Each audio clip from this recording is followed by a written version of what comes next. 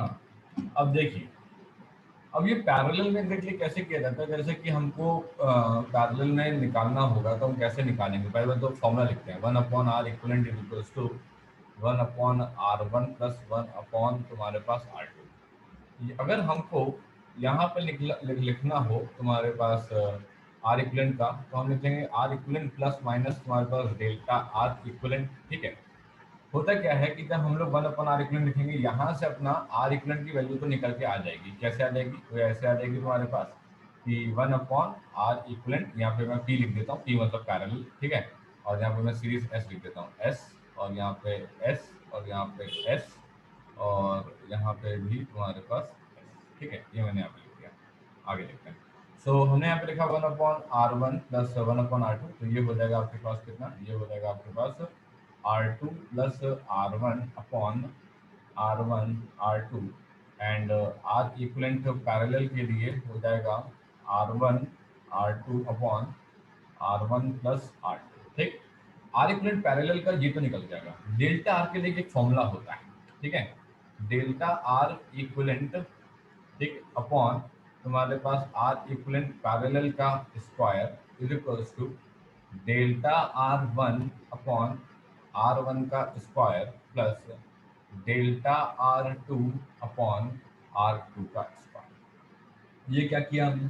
ये हमने कुछ किया नहीं है, हमने यहाँ पे डेल्टा आर इक्वलेंट अपॉन तुम्हारे पास आर इक्वलेंट पैरेलल, ये वाला formula, delta R1 upon R1, delta R2 upon R2, एक ये वाला फॉर्मूला। ठीक, और एक ये वाला फॉर्मूला, इन दोनों को आपस में मल्टीप्लाई कर दिया। जब इन दोनों को आपस में मल्टीप्लाई करेंगे तो एग्जैक्टली क्या आ जाएगा, इन दोनों को जब आपस में मल्टीप्लाई करेंगे तो जरा देखिएगा क्या आ जाएगा, मैं आपको बताता हूँ। अगर मल्टीप्लाइंग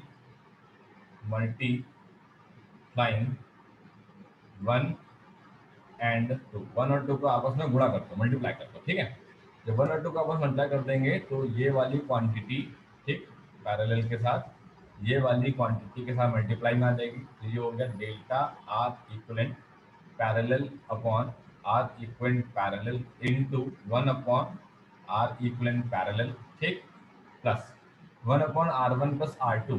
ठीक है, तो ये हो गया कि 1/r1 square delta R1 plus तुम्हारे पास डेल्टा R1, ठीक है, R1 और R2।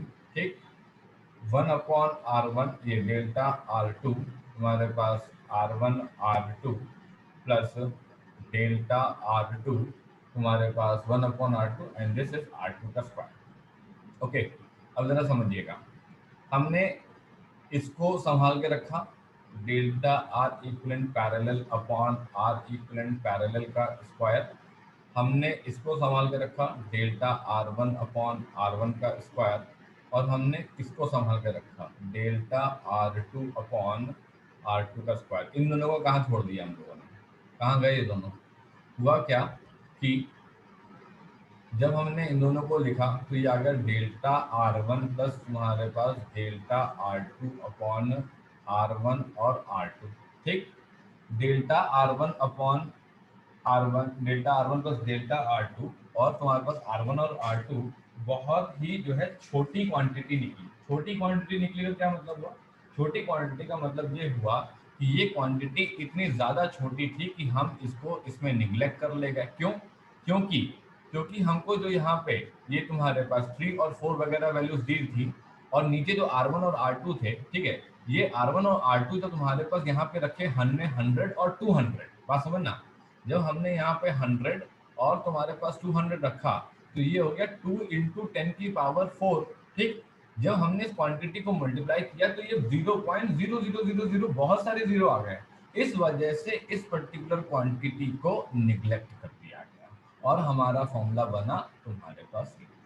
ठीक है, तो जब भी पैरेलल का सवाल आएगा, जब भी पैरेलल का सवाल आएगा, अब तुम चाहो तो ये डेरिवेशन दिखा सकते हो, ठीक है, और टीचर को समझा सकते हो कि हमने ना ये जो R1 और R2 की वैल्यू नीचे जब हमने रखी 100 और 200, तो ये वैल्यू 2 इंटू 10 की पावर 4 आ गई।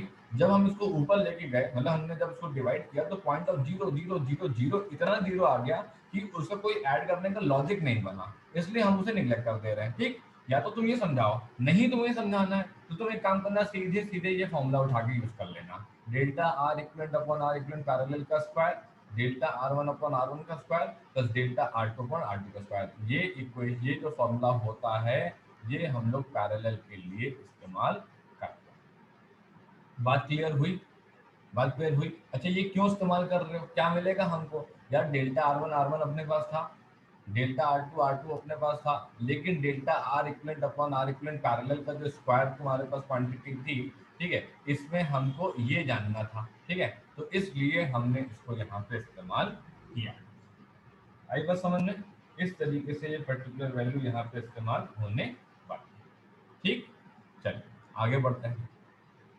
अब देखिए, अब हमने इसको सॉल्व करना शुरू किया कि delta R equivalent parallel is equals to delta R1 upon ये R1 का square into R equivalent parallel का स्क्वायर, डेल्टा R2 अपॉन तुम्हारे पास R2 का square into R equivalent parallel का स्क्वायर। अब पहले तो आर इक्वलेंट पैरेलल निकालो भाई, फिर तो बात आगे बने। बात तो सही है, तो हमने यहाँ पे निकालना शुरू करा। जरा R1 और R2 की वैल्यू बताओ भाई। R1 की वैल्यू है 100 इंटू तुम्हारे पास कितना, 100 इंटू 200। ठीक है, ये हो गया तुम्हारे पास 100 इंटू तुम्हारे पास 200, 100 इंटू 200 अपॉन 100 प्लस 200। ठीक, तो ये कितना हो गया, ये हो गया 2 इंटू 10 की पावर 4, और ये हो गया तुम्हारे पास 300। ये यहाँ से कटा, ये हो गया 2, तो ये हो गया कितना, 200 अपॉन 3। ये पर्टिकुलर वैल्यू यहाँ पे आ गई, जो कि आती है हमें पता है 66.66 पे वैल्यू आती है। ठीक है, हमने बताया ठीक, कोई दिक्कत नहीं। अब इसने कहा कि 66.66 में लेना है, क्योंकि ये 66.66 नहीं है, 66.6666 चलता ही जाएगा। ठीक है, ये आगे जो है कंटिन्यू होते ही चला जाएगा। तो इसने कहा कि इसको इतना लंबा लिखने की जरूरत नहीं है, आप इसे 1 डेसिमल प्लेस पे लिख लीजिए, 66 पॉइंट कितना, 66.7। ठीक है, ये हमने पर्टिकुलर वैल्यू लिखने का। ठीक, आगे जब हमने इसको सॉल्व किया, यहाँ पे ये कितना है, ये है तुम्हारे पास 3 अपॉन 100 का स्क्वायर इंटू ये तुम्हारे पास आर इक्वलेंट पैरेलल कितना है 66.7 का स्क्वायर, प्लस ये हो गया है 4 अपॉन 200 का स्क्वायर इंटू ये कितना हो गया 66.7 का होल स्क्वायर। ठीक, सॉल्व किया हमने इसको। जब हमने इसको सॉल्व किया तो ये डेल्टा आर इक्वलेंट पैरेलल की जो वैल्यू तुम्हारे पास निकल के आई है, ये वैल्यू निकल के आई है तुम्हारे पास कितना, ये आई है तुम्हारे पास 1.8। ठीक, ये वैल्यू निकाल, फिर हमने कहा ठीक। अब हमने कहा कि यहाँ पे तो सर कोई डेसिमल डेसिमल कुछ भी नहीं था, तो फिर हम लोगों ने कैसे एग्जैक्टली डिसाइड किया? तो हम लोगों ने सिर्फ इतना कहा कि हम जब भी 2 डेसिमल प्लेस में आएगा, ठीक है, या 1 डेसिमल प्लेस में आएगा, तो हम लोग उसी हिसाब से काम करेंगे कि हम डेल्टा आर और आर को सेम डेसिमल प्लेस पे रखेंगे। तो उस हिसाब से हमने 66.66 को 66.7 रखा, और यहाँ पे भी हमने जब सॉल्व किया तो उसको 1 डेसिमल प्लेस में सॉल्व किया। अब हमारा जो फाइनल आंसर यहाँ पे आया, ठीक, अब हमारा जो यहाँ पे फाइनल आंसर आया वो रहा तुम्हारे पास आर इक्वलेंट पैरेलल के plus minus delta R equivalent parallel. तो ये हो गया 66.7 प्लस माइनस 1.8, तुम्हारे पास कितना, ये होगा हमारा फाइनल। बात क्लियर हुई भाई सभी लोगों को? यहाँ पे कोई डाउट तो नहीं किसी भी तरीके का? ऐसे होगा ये पर्टिकुलर पैरेलल का सवाल। इस पैरेलल के सवाल में जैसे जो बच्चे सीबीएसई के हैं, ठीक है, जब वो अपने बुक में देखेंगे, सॉल्व करेंगे, उन्हें कोई और आंसर मिलेगा। वो कोई रेफरेंस बुक में पढ़ लेंगे, कोई और आंसर मिलेगा। वो कोई नेट पे देख लेंगे, कोई और आंसर मिलेगा। ठीक है, तो उसके लिए ज़्यादा परेशान मत होइएगा कि इसमें यार इसका मेरे फ्रेंड का आंसर अलग आ रहा है, मेरा आंसर अलग आ रहा है, ये कैसे होगा। ठीक है, तो आप ऐसा करना ना कि 1 डेसिमल प्लेस में कन्वर्ट कर लेना। ठीक है, अगर मान लो तुम्हारे पास क्वेश्चन में डेसिमल प्लेस नहीं है, तो भी आंसर 1 डेसिमल प्लेस का आंसर निकाल के आ जाना, that would be easily accepted. वो टीचर आराम से एक्सेप्ट कर लेगा, उसमें कोई क्लियर है भाई सभी लोगों को? डाउट तो नहीं कोई इसमें? ठीक है, चलो एक आध सवाल और उठाते हैं इसमें जरा ऐसे ही, एक आध और, एक और सवाल यहाँ पे एक है, उसको भी देख लो कैसे करना है। फोकल लेंथ का एक सवाल था, दिखाता हूँ मैं आपको, ये रहा।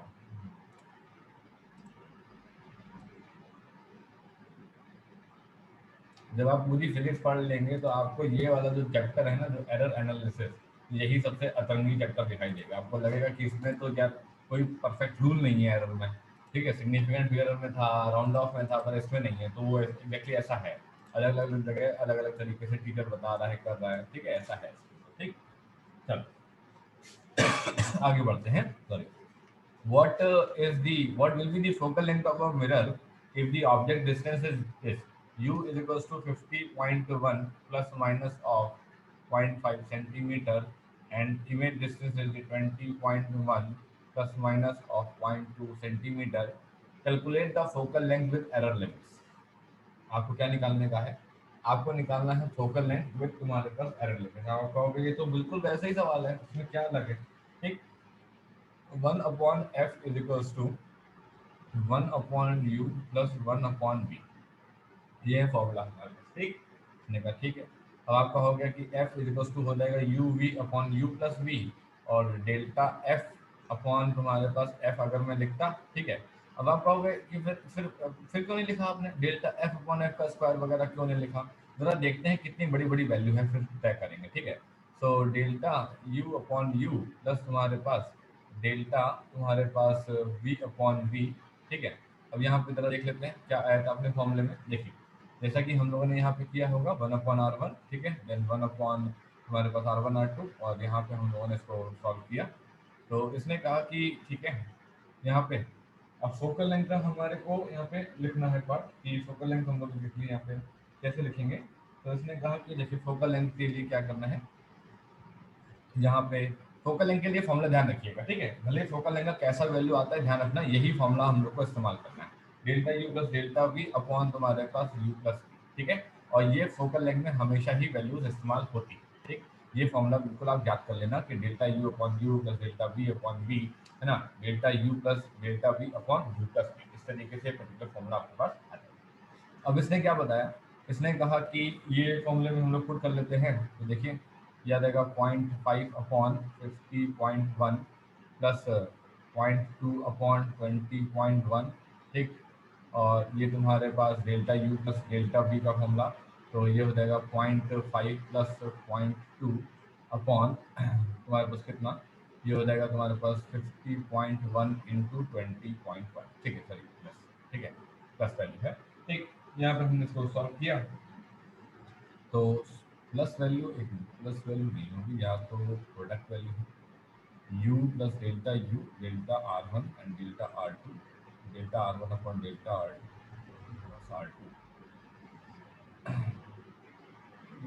ये मल्टीप्लाई होगा। ठीक, जब हम इसको सॉल्व करेंगे तो डेल्टा f अपॉन f में जो पर्टिकुलर वैल्यू आ रही है वो आ रही है 0.0299। ठीक, अब हम पहले f सॉल्व कर लें यहाँ पे, इधर हम f यहाँ पे सॉल्व कर लें, तो f है u इंटू वी, ये हो जाएगा 50.1 इंटू 20.1 अपॉन 50.1 प्लस 20.1। हमने इसको सॉल्व किया और ये वैल्यू आ रही है तुम्हारे पास कितना, 14.3 सेंटीमीटर। ठीक, तो हमने डेल्टा एफ को जब सॉल्व किया 0.0299 इंटू 14.3, तो डेल्टा एफ को हमने अगर सॉल्व किया, ये वैल्यू आई है 0.4 सेंटीमीटर। और जब हम इसको यहाँ पे लिखने गए एरर के फॉर्म में, तो एफ प्लस माइनस तुम्हारे पास डेल्टा एफ, ये वैल्यू तुम्हारे पास कितनी आ गई, 0.02, ये वैल्यू आ गई है तुम्हारे पास 0.0299। ओके, सो अब यहाँ पे देखते हैं। अब इसने कहा कि ये particular delta F upon F की वैल्यू आई थी, तो हमने यहाँ पे इसको सॉल्व किया है, और 0.0299 इंटू एफ की वैल्यू है अपनी 14.3, this particular value has been achieved as 0.428, और उसको डेसिमल प्लेस में हमने सिंगल पे कन्वर्ट कर लिया। तो हमने लिखा आंसर 14.3 प्लस माइनस ऑफ 0.4 तुम्हारे पास सेंटीमीटर, ये होगा हमारा फाइनल। ठीक है, तो इस तरीके से हम लोग यहाँ पे ये पर्टिकुलर वैल्यूज निकालेंगे, सॉल्व करेंगे, और ये हमारे पास आंसर इस तरीके से आई बात समझ में? ठीक है, तो इस तरीके से पर्टिकुलर पार्ट यहाँ पे सॉल्व होने वाला है। आपको पैरेलल के लिए ये फॉर्मूला याद रखना है, इस तरीके से आप सॉल्व करके आएंगे। ठीक है, यहाँ पे इस तरीके से क्वेश्चन ये निकल के आ पाएगा। चलो आगे देखते हैं, अगला सवाल क्या कह रहा है। Next question. नेक्स्ट क्वेश्चन हमसे यहाँ पे कह रहा है, एक ये वाला क्वेश्चन देख लीजिए।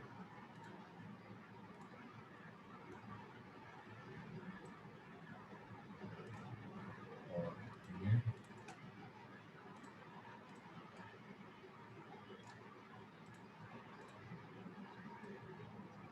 the specific resistance rho of a thin wire, okay, of radius r ohm and length l centimeter is given by, ठीक है। ये तुम्हारे पास फॉर्मूला दे रखा है। सो रो का फॉर्मूला दे रखा है पाई तुम्हारे पास R square capital R upon capital L, ठीक। और हमको लिखना है इसका क्या परसेंटेज एरर इन रो। तो delta rho upon rho into 100 is equal to pi से तो कोई मतलब है नहीं, तो 2 times of delta R by R into 100 plus delta R by R into 100 plus delta L by L into 100, ठीक। अब हमको देखो सबकी वैल्यू दे रखी है। ये वैल्यू किसकी है? डेल्टा नहीं, ये वैल्यू किसकी है? ये वैल्यू है आर की। ये वैल्यू किसकी है? डेल्टा आर की। ये किसकी है? डेल्टा एल की है। ये है एल की। ये किसकी है? डेल्टा आर की है। और ये वैल्यू किसकी है? आर की है। सबकी वैल्यू यहाँ पे दे रखी है, सामने आपको कर देना उठा करके बस। तो ये होगा डेल्टा, ये हो गया है तुम्हारे पास delta rho upon rho into 100 is equals to 2 into delta R point of 02 upon small R point of 26 into 100, ठीक। प्लस डेल्टा आर की वैल्यू कितनी? 1 अपॉन तुम्हारे पास कितना? 32 इंटू 100, ठीक। Delta L point of 01 upon 78 into 100, ठीक। Solve किया हमने इसको। जैसे ही हमने इस पर्टिकुलर वैल्यू को यहाँ पे सॉल्व किया, तो डेल्टा रो अपॉन रो की वैल्यू कितनी आ गई? ये आ गई है तुम्हारे पास 18.5%, ठीक है। अब जब ये 18.5% कैलकुलेट होकर के आई, ठीक है, अगर आप 18.5% पे भी छोड़ देते हैं तो भी आपका कुछ जाएगा नहीं, आप आराम से मतलब मार्क्स मिलेंगे आपको। लेकिन जब भी अगर आपके पास ऐसा आंसर आता है कि आपको परसेंटेज के फॉर्म में नहीं दे रखा था, आपको एरर की लिमिट्स में आपको क्वेश्चन दे रखा था और आपसे परसेंटेज फॉर्म में आंसर पूछ लिया गया है, तो आप उसको सिंगल सिंगल नंबर के फॉर्म में देना है। नंबर के फॉर्म में का मतलब क्या हो गया? मतलब सिंपल इंटीजर के फॉर्म में देना। तो 18.5% को आप कन्वर्ट कर सकते हो किस पे? 18%। इस तरीके से पर्टिकुलर क्वेश्चन सॉल्व, ठीक है। अगला सवाल देखते हैं। अगला सवाल क्या है? नेक्स्ट क्वेश्चन है हमारे पास हाँ, एक ये वॉल्यूम वाला क्वेश्चन करा देता हूँ जरा मैं आपको पहले। Percentage error volume of body.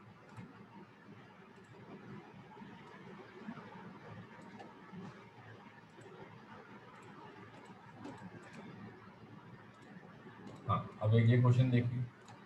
इसने कहा the radius of a sphere is measured to be 5.3 plus minus of 0.1 centimetre. Radius of the sphere हम लोग को दे रखा था ये, और हमसे पूछा गया है तुम्हारे पास percentage error in the measurements of its volume. So delta M, delta भी कह रहे हैं पहले, सबसे पहले तो वॉल्यूम ऑफ द स्फीयर की बात करें।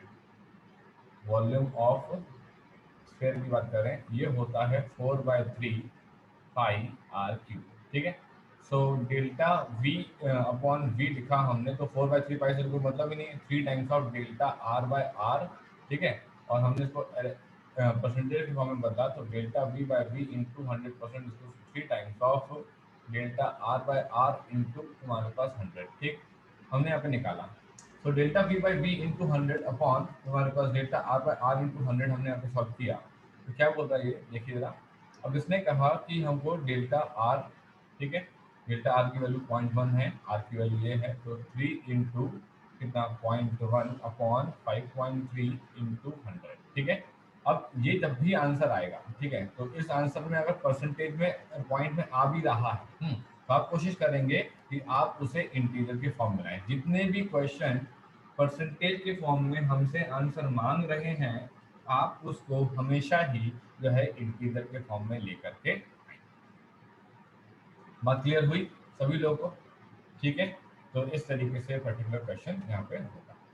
और देख लेते हैं, और इसमें सवाल है, ये कैटेगरी 1 सवाल है। अभी अभी एक कैटेगरी 2 सवाल भी आएगी, ठीक है, इसमें आपको और अलग तरीके से सवाल मिलेंगे। और क्वेश्चन के अंदर और है error involve, page error,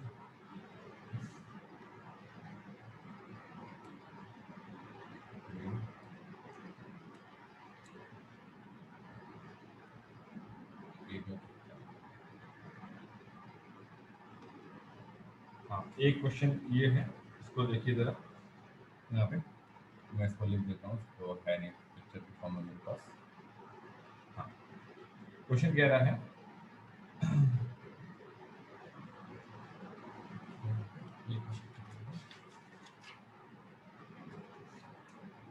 the measure of a diameter of a cylinder,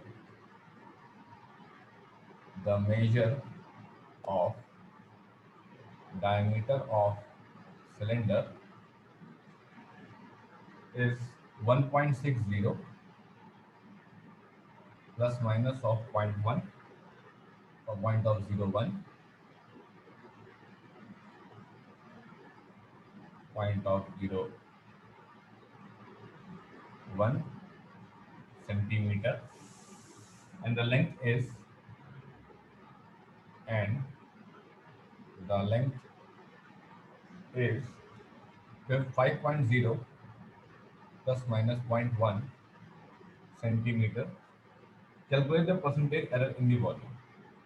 Okay, calculate percentage error in volume.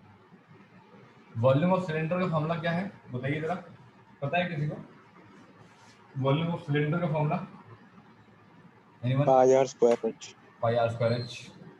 Volume of cylinder का अगर हम लोग फॉर्मूला लिखते हैं तो वो आता है हमारे पास पाई R square H.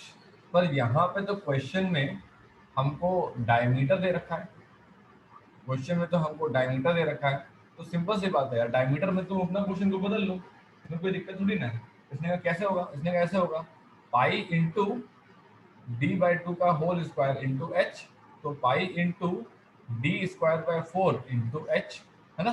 Pi R square H हम लोग जो फॉर्मूला पढ़ते हैं, कई बच्चे इसमें ये कंफ्यूज जाते हैं कि सर डायमीटर दे रखा है, वो क्या करते हैं इसको रेडियस को ऐसे लिख लेते हैं उठा करके, 0.80 प्लस 0.005, ऐसे नहीं लिखना है, ऐसे नहीं लिखना है आपको। डायमीटर में एरर दे रखी है, आप उसको 2 से डिवाइड करके रेडियस का एरर नहीं बनाएंगे किसी भी हाल में, ध्यान दीजिएगा। आप अपने वॉल्यूम ऑफ द सिलेंडर के फॉर्मूले को पहले कन्वर्ट करेंगे, ठीक है, कन्वर्ट करेंगे किसमें, डायमीटर में कन्वर्ट करेंगे, तब जाकर के सॉल्यूशन करेंगे, ठीक। इसने कहा ठीक है भाई, तो delta V upon V is equals to π/4 से कोई मतलब नहीं है, 2 delta D upon D into 100 plus delta H upon H into 100। अब यहाँ पे सवाल सुनिएगा, इसने हमसे अभी तक तो हमसे क्या कह रहा था कि ये हमसे एरर के फॉर्म में आंसर लिखवाता था कि हम लोग v plus minus delta v लिखे, है ना। यहाँ पे ये ऐसा नहीं करने वाला, यहाँ भी ऐसा नहीं करने वाला, ये एरर के फॉर्म में आंसर लिखवाएगा, ठीक है, लेकिन ये परसेंटेज एरर के फॉर्म में आंसर लिखवाएगा। इसका मतलब है मुझे डायरेक्टली ये जो पर्टिकुलर क्वेश्चन है ये मुझे डायरेक्टली आंसर चाहिए इसका किसमें, delta v upon v into 100 के फॉर्म में आंसर चाहिए।